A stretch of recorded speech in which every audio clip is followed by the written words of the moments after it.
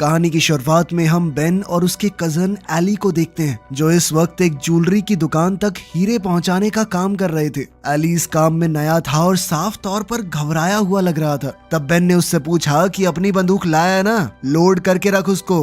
वहीं दूसरी ओर हम डेविस नाम के एक आदमी को देखते हैं जो अभी अभी जागा था। डेविस एक बेहद चालाक चोर लुटेरा है जिसने आज तक न जाने कितनी चोरियां की, पर कभी रत्ती भर का भी सबूत नहीं छोड़ा। अब वो अपने प्लान के मुताबिक एक आदमी का पीछा करने लगा जिसकी कार पे उसने पहले ही ट्रैकर लगा रखा था। उसने एकदम आराम से मसूद नाम के उस आदमी की गाड़ी को ओवरटेक किया और एक पतली सड़क पर गाड़ी बीच में ही रोककर डिग्गी खोल दी। जैसे ही मसूद गाड़ी से उतरा कि भाई साइड हो, रास्ता साफ कर, डेविड ने तुरंत उस पर बंदूक तान दी और पूछा कि कोई हथियार तो नहीं है तुम्हारे पास। मसूद ने कहा कि गाड़ी के अंदर है। डेविड ने मसूद से उसके फोन का पिन पूछकर उसे डिक्की में बंद कर दिया, ये कहते हुए कि पानी है उसमें। फिर उसने जल्दी से गाड़ी से उसका फोन निकाला और वहाँ से चल दिया। उधर ज्वेलरी की दुकान के मालिक सैमी ने बेन से नए लड़के के बारे में पूछा। फिर सैमी ने बेन को एक ब्रीफकेस दिया जो नकली हीरों से भरा हुआ था। फिर उसने अलग से सच बताया, वो लोग असल में हीरों के 2 सेट ले जा रहे हैं जिनकी कीमत लगभग $3 मिलियन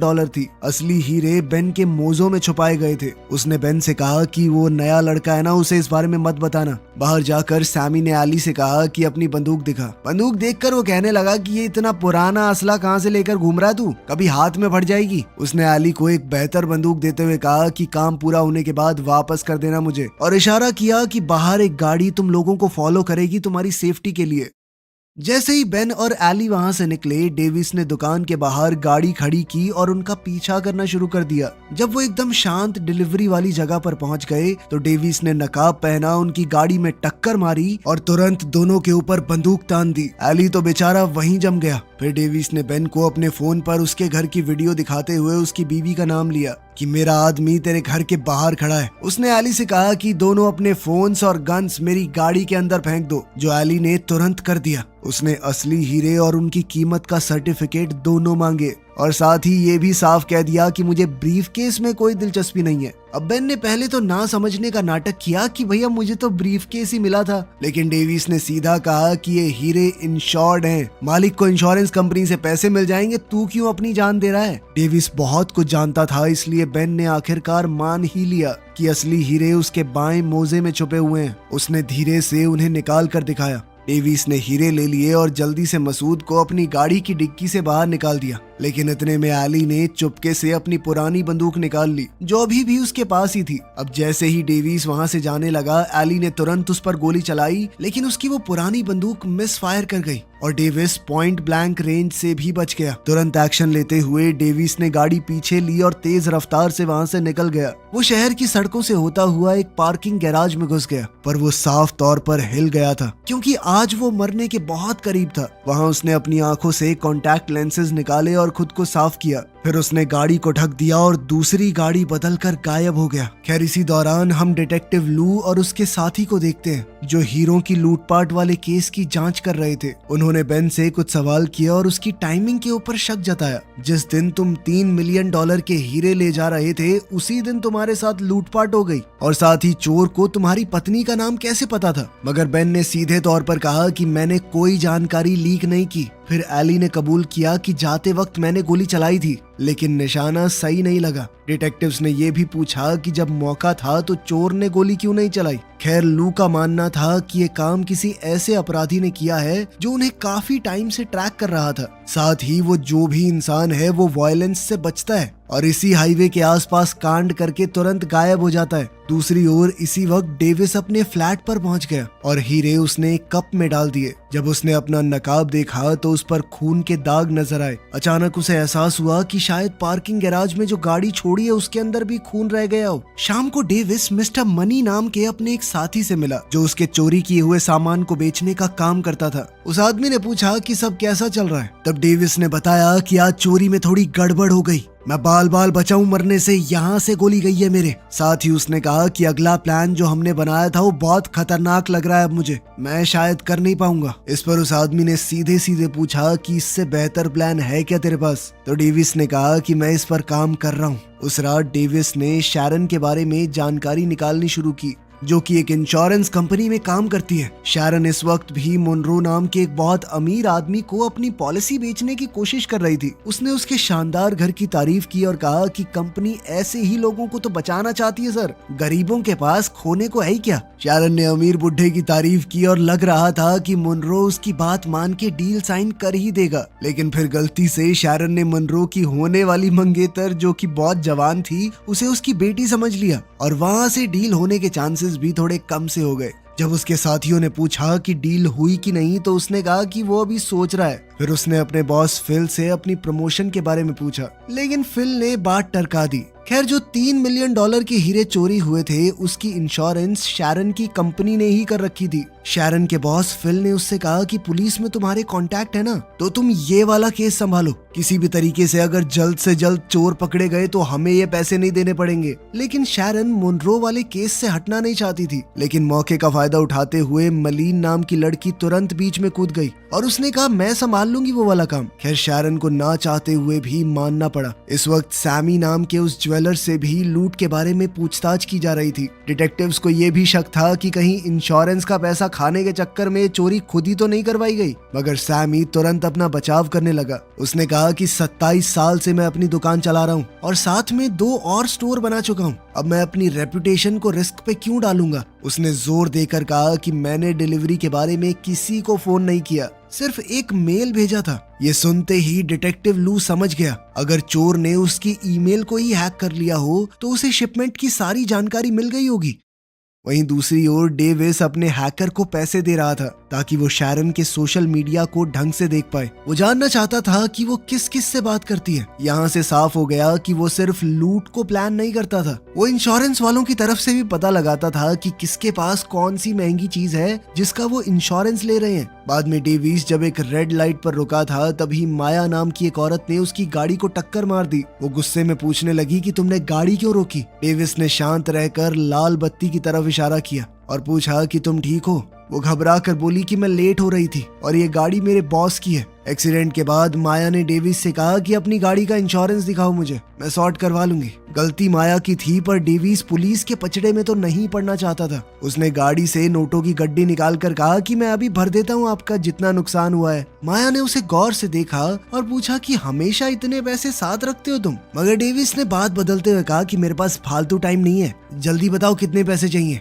पर माया ने मना कर दिया। उसने कहा कि कंपनी की गाड़ी है, मुझे सही तरीके से रिपोर्ट करना पड़ेगा वरना मुझे नौकरी से निकाल देंगे। जिसके बाद डेविस को मजबूरन उसे अपनी इंश्योरेंस पॉलिसी दिखानी पड़ी। बाद में शैरन एक कैफे में डिटेक्टिव लू से मिली ताकि हीरों की चोरी के बारे में बात कर सके। उसने कहा कि ज्वेलर और कुरियर दोनों के ऊपर लाई डिटेक्शन टेस्ट करवाओ। ये सुनते ही लू तुरंत समझ गया कि इंश्योरेंस वाले पैसे देने से बचना चाहते हैं। खैर, फिर लू ने उसे कुछ डेटा दिखाया जिससे ऐसा लग रहा था कि इस क्राइम में इंश्योरेंस कंपनी के अंदर कोई शामिल हो। खैर, फिर लू ने बातों बातों में बताया कि जो लोग तुमसे इंश्योरेंस कराते हैं उन्हीं के यहाँ पे चोरी हो जाती है। इससे तो ऐसा लग रहा है कि इंश्योरेंस कंपनी में कोई अंदर का आदमी मिला हुआ है चोरों से। खैर, बाद में पुलिस स्टेशन जाकर भी लू ने इसी थ्योरी पर काम किया। उसने पुराने केस निकाले, छोटी मोटी लूट को हटा दिया। क्योंकि चोर वायलेंस से बचता था तो उसने ज्यादा वायलेंस वाले केस भी हटा दिए। जो केस बचे उनके अंदर उसे एक पैटर्न दिखाई दिया। ये सारे हाईवे नंबर 101 के पास ही हो रहे थे। इन सभी लूटपाट के केसेस में कोई भी बिना वजह की हिंसा नहीं हुई और लूटने वाला बहुत ही सफाई से बचकर निकल गया। अब लू को पूरा यकीन हो गया था कि सब के पीछे एक ही आदमी है। लू के बॉस को उसकी थ्योरी बिल्कुल भी पसंद नहीं आई। इतने सारे केसेस को दोबारा खोलना डिपार्टमेंट के लिए बिल्कुल भी अच्छा नहीं होगा, उनकी थू थू हो जाएगी मीडिया में। उसके बॉस ने सीधे तौर पे कहा कि गड़े मुर्दे मत उखाड़ो, हमारा काम है सॉल्व्ड केसेस का नंबर बढ़ाना। ये सुनकर लू निराश होकर वहाँ से चला गया। उसे पूरा यकीन था कि इन केसेस में जिसे भी पकड़ा गया है गलत ही है वो। दूसरी तरफ मिस्टर मनी ओरमान नाम के एक आदमी से मिला जिससे वो अगला मिशन करवाना चाहता था, क्योंकि अब डेविस ने तो उसे करने से मना कर दिया, ये बोलकर कि बहुत रिस्की है, किसी को चोट लग सकती है। लेकिन प्लान तैयार था और ओरमान को किसी को चोट लगे कोई मरे इससे घंटा फर्क नहीं था, तो वो तुरंत मान गया। अगले दिन प्लान के मुताबिक एक डिलीवरी वाला बंदा हीरे एक ब्रीफकेस के अंदर लेकर उसे अपने हाथ से हथकड़ी से बांध के जैसे ही अंदर घुसने लगा, पीछे से ओरमान उस पर टूट पड़ा। उसने बंदूक दिखाते हुए सबको डराया। उसके अंदर दया नाम की चीज ही नहीं थी। उसने कुरियर वाले को बहुत मारा और आखिरकार चाबी निकलवा ली। फिर एक औरत को उठाकर उसने जबरदस्ती सारे गहने एक बैग में भरने को कहा और आखिर में भी गोली चलाकर सबको डराने के बाद वहां से निकला। इसी दौरान डेविस ने माया को माइक के नाम से मैसेज भेजा और उसे डिनर के लिए पूछा। माया मान तो गई, लेकिन उस रात वो डेट के लिए थोड़ा लेट पहुंची। ये जगह माया को थोड़ी फैंसी लग रही थी। उसने कहा कि मैं थोड़ी नॉर्मल सी जगह पे जाना चाहती हूँ, तो दोनों वहाँ से निकलकर एक स्ट्रीट फूड वाली जगह पर आ गए। क्रिस की इस खतरे से भरी हुई ब्लैक एंड व्हाइट जिंदगी के अंदर माया एक रंग की तरह आई थी। उनकी डेट भी काफी अच्छी गई। माया के जाने के बाद डेविस पास के एक टेलीविजन को देखने लगा। ब्रेकिंग न्यूज में एक ज्वेलरी शॉप के अंदर हुई लूटपाट दिखाई जा रही थी, जो आज सुबह 10 बजे के करीब हुई थी। लुटेरे ने पूरा टाइम मोटरसाइकिल हेलमेट पहना हुआ था, जिससे उसका चेहरा कोई नहीं देख पाया। रिपोर्टर ने इसे भी काफी समय से हो रही हाई प्रोफाइल चोरियों से जोड़ा। पुलिस गवाहों की मदद से कोई सुराग बटोरने की कोशिश कर रही थी, लेकिन अफसोस किसी के पास भी चोर के खिलाफ कोई भी सबूत नहीं था। फिर लू ने फुटेज को ध्यान से देखा। उसे कुछ तो गड़बड़ लग रही थी। जगह, टाइमिंग और तरीका तो काफी हद तक पैटर्न से मिल रहे थे, लेकिन इस चोर की हरकतें अलग लग रही थी, क्योंकि पिछले वाला चोर लड़ाई झगड़े वायलेंस से बचता था, मगर इस लूट को अंजाम देने वाला चोर गुस्से से भरा हुआ था, लोगों को मार रहा था। लोगों को पूरा शक था कि या तो चोर बदल गया है या फिर किसी और ने ये काम किया है। उधर डेविस गुस्से में मिस्टर मनी से मिलने गया। उसने सीधा सीधा कहा कि ये मेरा प्लान था, ऐसे कैसे किसी और से करवा लिया। मगर मनी कहने लगा कि तूने किया क्या है, तेरी फट रही थी इस काम से। डेविस ने जोर दिया कि बात पैसे की नहीं है, भरोसे की है। तब मनी ने कहा कि अगर मैं ना होता ना तो तू यहाँ तक पहुंचा ही ना होता कभी। इस तरह दोनों के बीच में बात थोड़ी और बिगड़ गई। फिर बाद में मनी ने ओरमान से मिलकर एक नया प्लान बनाया। अब वो खुद कुरियर को लूटने के बजाय डेविस को काम करने देंगे और बाद में उसी को लूट लेंगे। सारा रिस्क उसका और बाद में हम निकल जाएंगे। खैर, फिर मनी ने ओरमान को एक हैकर का नाम दिया, जिसे डेविस इस्तेमाल करता है, और कहीं जाए ना जाए वहाँ जरूर जाएगा वो। जल्दी ही डेविस अपने कॉन्टैक्ट से नई जानकारी लेकर निकला। इतने में ओरमान ने चुपके से उसकी गाड़ी पर एक ट्रैकर लगा दिया। इधर अपने फ्लैट पर वापस आने के बाद डेविस ने शैरन के शेड्यूल और उसकी पर्सनल डिटेल्स पर ध्यान से रिसर्च की। फिर अगले दिन वो उसे बड़े नॉर्मल तरीके से बाहर मिला। उसने उसकी गाड़ी की तारीफ की तो शैरन ने मजाक में कहा कि जिंदगी बोरिंग गाड़ियों के लिए बहुत छोटी है। शैरन ने उससे पूछा कि तुम्हारे पास कौन सी कार है, तो उसने पूरे टशन में जवाब दिया कि डिपेंड करता है कौन सा दिन है, आज तो मेरे पास एक खास गाड़ी है। इस पर शैरन हंसी और बोली कि अगर तुम इतनी आसानी से गाड़ी बदल सकते हो तो मुझे भी तुम्हारा ही काम ज्वाइन कर लेना चाहिए। तब डेविस ने उससे कहा कि अच्छा चलो मॉडल गेस करो कौन सी कार है, अगर तुमने सही गेस किया तो मैं तुम्हें चाबी दे दूंगा। फिर उसने थोड़ा सोचा और एक गाड़ी का नाम लिया, साथ ही उसने कलर भी गेस किया। कलर तो एकदम सही था, लेकिन बदकिस्मती से मॉडल गलत निकला और इस तरह दोनों के बीच में बढ़िया बातचीत शुरू हो गई। डेविस ने शैरन को भी अपना नाम माइक बताया। उधर पुलिस स्टेशन में टीम ने लूट की आखिरी कैमरा इमेज देखी। अब लू ने दोबारा पूछा कि ये आदमी जो है ये 101 हाईवे के आसपास दिखा है कभी, जिसका जवाब था नहीं, ये हाईवे पर नहीं आया। जिसके बाद लू ने कहा कि ये लास्ट कैमरा यहाँ पर था और हाईवे के बीच में ज्यादा जगह नहीं है, इतने एरिया में उसने गाड़ी बदली है। उसने जोर दिया कि पूरे एरिया को सर्च किया जाए। बाद में माया डेविस के घर आई। उसने महसूस किया कि तुम्हारा घर कितना खाली लग रहा है, ना तो तुम्हारी कोई फोटो है ना कुछ और। तब डेविस ने कहा कि मुझे ये सब ज्यादा पसंद नहीं है। उसने म्यूजिक चलाया और डांस के लिए डेविस को खींच लिया। वो मजाक मजाक में कहने लगी किसी और को तुम्हें इंसान बनाना पड़ेगा। अब धीरे धीरे डेविस रिलैक्स हुआ और उन दोनों के बीच में नजदीकियां बढ़ गई। फिर अगली सुबह डेविस को एहसास हुआ कि कोई तो उसका पीछा कर रहा है। उसने अपनी गाड़ी चेक की और जल्द ही एक ट्रैकर ढूंढ लिया। अब उसने तुरंत ही नया फ्लैट ले लिया और जगह बदल दी। उसी वक्त लू ने पार्किंग गैराज में छोड़ी हुई चोर की गाड़ी को ढूंढ निकाला। साथ ही फोरेंसिक्स को वहां खून की एक बूंद मिली। लू ने बड़ी उम्मीद के साथ उसे डीएनए टेस्ट के लिए भेज दिया। फिर बाद में डेविस शैरन से एक आर्ट म्यूजियम में मिला। डिनर के दौरान शैरन ने अपना काम समझाया कि वो अमीर क्लाइंट्स की महंगी चीजों की इंश्योरेंस करती है। तब डेविस ने उसे सच बताया। उनकी मुलाकात कोई इत्तेफाक नहीं थी, वो उसके बारे में पहले से जानता था और एक बिजनेस ऑफर देना चाहता है उसे। मगर शैरन तुरंत समझ गई कि वो एक चोर है। उसने सीधा मना कर दिया और कहा कि मैंने अपनी पूरी जिंदगी ईमानदारी से काम किया है। लेकिन डेविस ने कहा कि तुमने किया होगा, पर जिन अमीर लोगों को तुम इंश्योरेंस दे रही हो उन्होंने तो पक्का नहीं किया। इस पर शैरन खड़ी हुई और वहाँ से चली गई। बाहर डेविस ने उसी राइडर को देखा जो उसका पीछा कर रहा था। उसने तुरंत अपनी गाड़ी उसके पीछे लगा ली और दोनों के बीच एक चूहे बिल्ली का खेल शुरू हो गया। ओरमान काफी देर तक बचकर भागता रहा, लेकिन आखिरकार एक गाड़ी से टकराकर नीचे गिर गया। फिर वो लंगड़ाता हुआ एक पास वाली बिल्डिंग में गया। वहाँ पर डेविस भी पहुंच गया और उसने अपनी बंदूक तानते हुए कहा कि मुझसे दूर रहना, समझा। इसी दौरान हम देखते हैं कि शैरन एक योगा क्लास में लू से टकराई। तभी लू को हाईवे नंबर 101 के पास एक रहस्यमयी आदमी के बारे में कॉल आई। दरअसल हाईवे 101 के पास ही एक दूसरा चोर चोरी कर रहा था, लेकिन जब पुलिस वालों ने गोलियां चलाई तो समझ आया कि ये तो एक बच्चा है। लू का तो मानना था कि उसके हाथ में बंदूक भी नहीं थी, लेकिन उसके साथ ही पुलिस वालों ने फिर भी गोली चलाकर उसे ढेर कर दिया। इसी के साथ उसके बॉस ने सारे पेंडिंग केस ये कह के बंद कर दिए कि इसी लड़के ने सारी चोरी करी थी, यही है वो मेन चोर। उधर इंश्योरेंस ऑफिस में मेलिन को वाहवाही मिल रही थी। असल में मुनरो के साथ जो इंश्योरेंस डील चल रही थी वो आखिरकार पूरी हो गई। सारा मेन काम किया शैरन ने, मेलिन आखिर में डील साइन करके आ गई। इसके बाद शैरन ने चुपचाप मार्क से अपनी प्रमोशन को लेकर बात की, मगर मार्क ने फिर से बात को टाल दिया। जब शैरन ने कहा कि मैं अपने सारे क्लाइंट्स लेके किसी दूसरी कंपनी में चली जाऊंगी, तो उसका बॉस फिल उसकी बेइज्जती करने लगा कि 53 साल की बुढ़िया को कौन लेगा, मुझे डराने की जरूरत नहीं है। उधर लू को डीएनए टेस्ट की रिपोर्ट मिल चुकी थी। फिर वो बड़े ध्यान से उसे स्टडी करने लगा, क्योंकि उसके अंदर एक उम्मीद थी कि शायद इससे सच बाहर आ सकता है।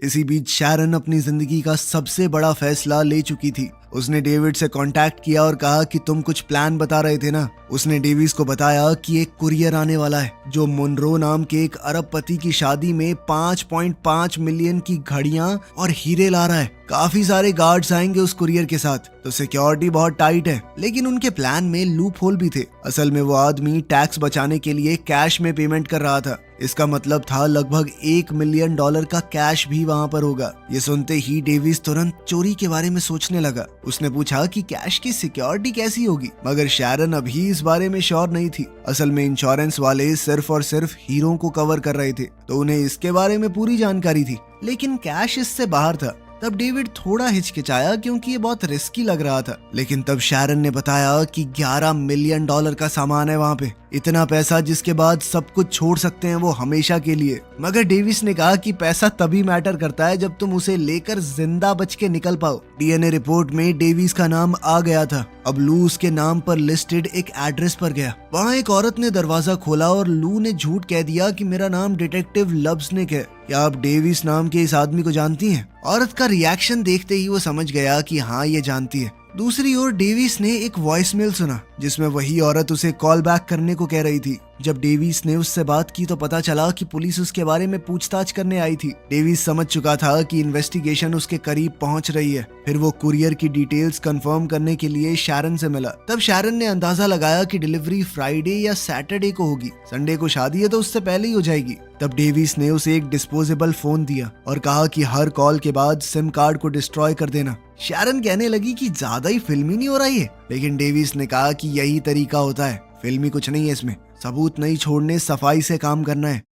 फिर कुछ दिन बाद शैरन ने पूरा डिटेल में प्लान निकाल लिया और ये पूरी बात डेविस को भी बता दी। तभी अचानक से ओरमान वहां पहुंच गया और उसके ऊपर हमला कर दिया। तब डर के मारे शैरन ने उसी कैश और हीरो की डिटेल्स उसे भी दे दी। अब उसे समझ नहीं आ रहा था कि ये सब क्या हो रहा है, इसीलिए वो सीधा लू के पास चली गई। अपनी जान का खौफ खाते हुए उसने चोरी के बारे में सब कुछ कबूल कर लिया, जिसमें पूरा प्लान, पैसे, सब कुछ शामिल थे। तब लू ने उसे डराना शुरू किया कि तुमने इतनी बड़ी चोरी का प्लान बनाया है तो तुम भी गुनहगार हुई। अगर ये सब ऑफिशियल हो गया ना तो नौकरी तो छोड़ो, जेल की चक्की पीसनी पड़ेगी। उसकी सुरक्षा के लिए लू ने उससे कहा कि तुम अपने घर मत जाना और कुछ समय के लिए मेरे घर पर रुक सकती हो। साथ ही उसने कहा कि इस माइक के बारे में मुझे बताओ, हर छोटी से छोटी बात। अब लू ने एविडेंस रूम में जाकर डेविस के खिलाफ सबूत जोड़ने शुरू किए। उसी वक्त डेविस ने माया से कहा कि मुझे काम के लिए शहर छोड़ना पड़ेगा। माया को महफूज रखने के लिए डेविस ने उसे ज्यादा बात नहीं बताई और इससे चिढ़कर वो रिश्ता तोड़कर चली गई।